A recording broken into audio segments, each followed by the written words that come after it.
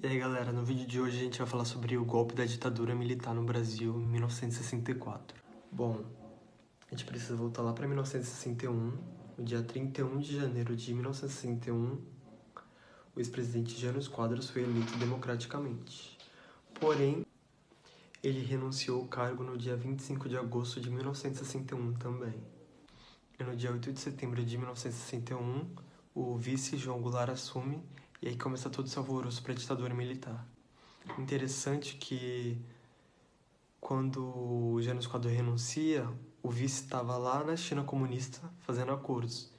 E é onde o povo já começou a ficar com medo do comunismo, né? De um possível ataque comunista. Bom, o João Goulart ele fez algumas reformas, né? E na educação ele adicionou a base Paulo Freire, que é um dos maiores pensadores do mundo. Na reforma fiscal, ele pretendia que a maioria do dinheiro não fosse lá para fora e permanecesse no Estado. Na reforma eleitoral, ele tentou legalizar os partidos comunistas. E aí já sabe, né? Ele tinha contato com o PCB, Partido Comunista Brasileiro, com o PSB, que é o Partido Socialista Brasileiro. Bom, eu citei alguns exemplos que fizeram as pessoas acharem que o Brasil estava à beira de um comunismo, quando na verdade não estava. E é onde eu volto a falar. A partir do momento que a classe dominante se sente atingida, eles fazem alguma coisa para tirar do poder, né? Um fato interessante é que os Estados Unidos financiou a ditadura no Brasil. Os Estados Unidos era o país que mais odiava o comunismo. Mesmo a gente não tenha sido um país comunista, o povo estava achando que a gente iria virar um país comunista. Então os Estados Unidos, obviamente, iria financiar, né? Eles mandaram navios para cá, só que nem precisou, porque foi muito fácil tirar o presidente do poder. No dia 19 de março de 1964, acontece a Marcha da Família com Deus pela Liberdade, que foi os burgueses protestando contra o comunismo, o possível comunismo e pedindo uma ditadura militar no Brasil, né?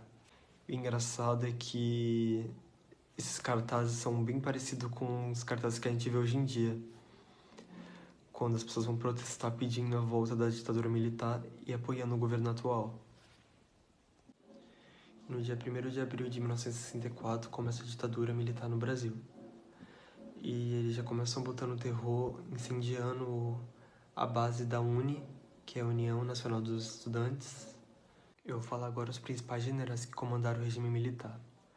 De 64 a 67 foi o Marechal Humberto de Alencar Castelo Branco.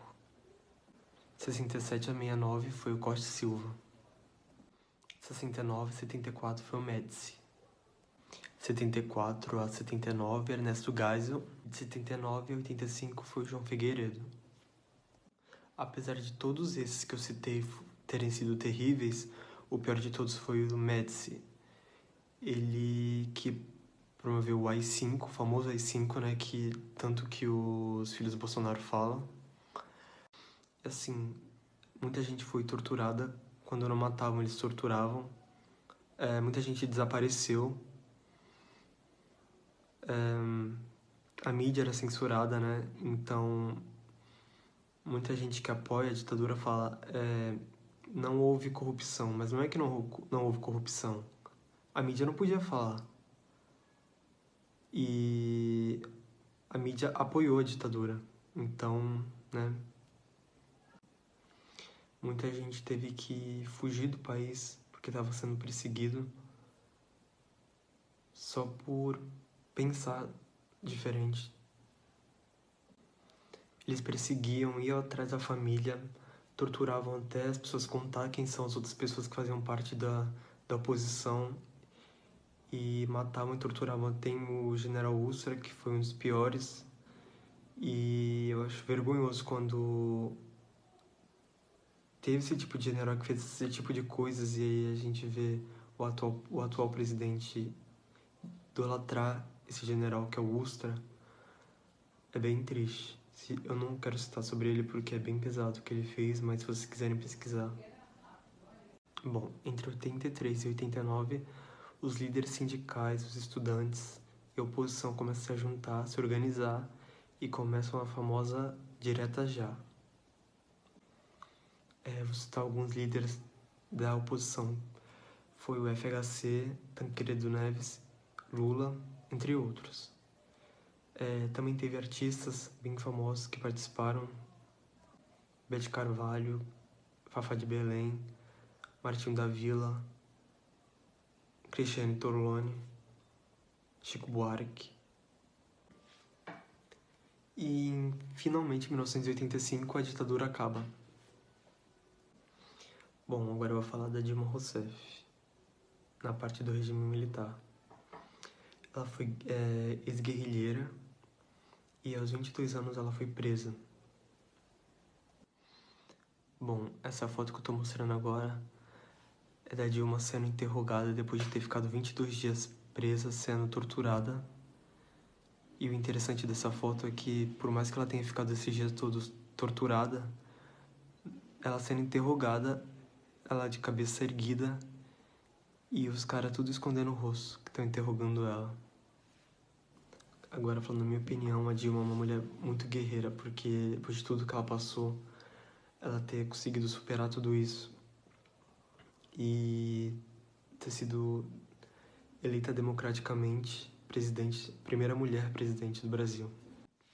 Mas falando da Dilma, aproveito para falar também que em 2014 ela fez a Comissão Nacional da Verdade, que é onde ficava os torturadores e os torturados contando tudo o que aconteceu naquela época. E os torturadores assumiram que sim, eles torturavam, eles sumiam, eles matavam as pessoas que eram contra o regime. E os torturadores, e quem foi torturado contava tudo o que aconteceu, aonde aconteceu, como aconteceu. Conheciam a verdade, aqueles que perderam familiares, parentes, amigos, companheiros e que continuam sofrendo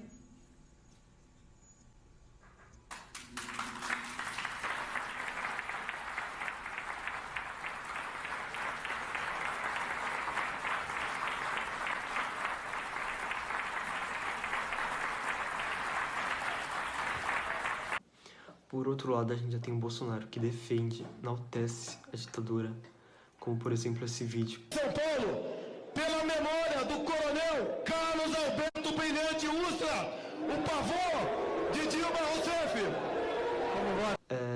Eu acabei de falar de tudo que a Dilma sofreu, principalmente com esse cara Ustra, e pra vocês verem como ele tem essa coragem, essa audácia de falar isso pra uma pessoa. Quando eu vi isso, sério,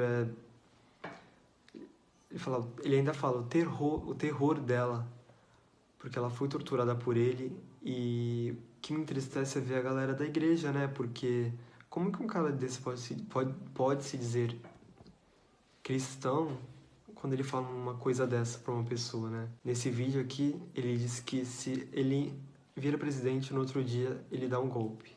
Se você fosse hoje o presidente da República, você fecharia o Congresso Nacional? Não há a menor dúvida, daria golpe no mesmo dia, no mesmo dia.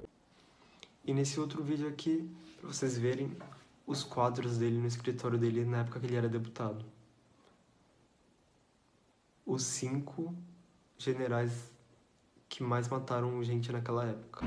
Castelo Branco, ele, Costa e Silva, Médici, o empreendedor aqui do Geisel, e o Figueiredo que...